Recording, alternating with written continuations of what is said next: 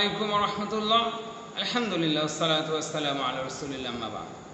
আলহামদুলিল্লাহ, আজকে যে গুরুত্বপূর্ণ বিষয়টা নিয়ে আলোচনা করব, শিরক সম্পর্কীয় ভীতি। আল্লাহ রাব্বুল ইজ্জাত ওয়াল জালাল পবিত্র কোরআন সূরা নিসার 48 নম্বর আয়াতে বলেন, ইন্নাল্লাহ লা ইয়াগফিরু আন ইউশরিকা বিহি ওয়া ইয়াগফিরু মা দুনা যালিকা লিমান ইয়াশা।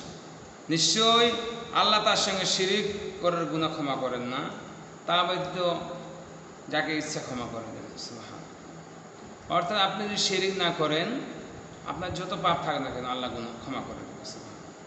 তিনি বলছেন, ওয়াইদ ক্বালা ইব্রাহিম রব্বি জাল হাযা বালাদান আমিনা ওয়াজনুবনি ওয়া বানিয়া আন না'বুদাল আসনাম।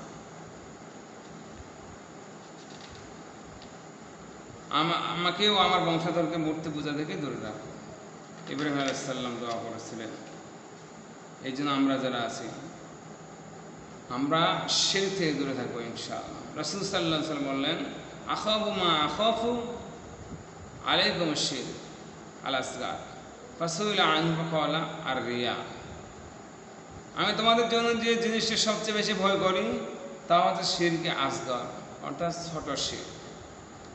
তাকে শিরকে আসগার সম্পর্কে জিজ্ঞাসা করা হলে তিনি বলেন, ছোট শিরক হচ্ছে রিয়া বা প্রদর্শন। মাম্মা তো হুয়ে দাউ মিন দুনিল্লাহি নিদ্দান দাখালান নার।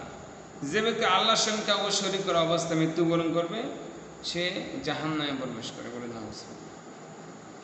শিরক সবচেয়ে বড় পাপ। শিরক মানে আল্লাহর সঙ্গে অংশীদার স্থাপন, কাউকে আল্লাহর সমকক্ষ মনে হওয়া, কারো কাছে সন্তান চাও। যদি আপনি বলেন, এই ডাক্তার থেকে কারণে বেঁচে গেলাম, ডাক্তারকে বড় করে দাও। এই হুজুরের কারণে আমি বেঁচে গেলাম, হুজুরকে বড় করে দাও। আপনি থাকলে আমি মরে যেতাম। এই সমস্ত কথাবার্তাগুলো হচ্ছে শিরক।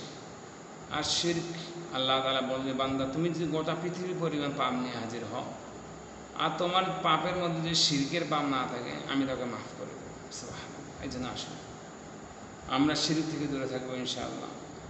শিরক থেকে দূরে থাকবো, তাওহীদ প্রতিষ্ঠার কাজ করবো ইনশাআল্লাহ। আল্লাহ তাআলা আমাদেরকে সবাইকে কবুল করুক। সুবহানাকাল্লাহুম্মা ওয়া বিহামদিকা আশহাদু আল্লা ইলাহা ইল্লা আনতা আস্তাগফিরুকা।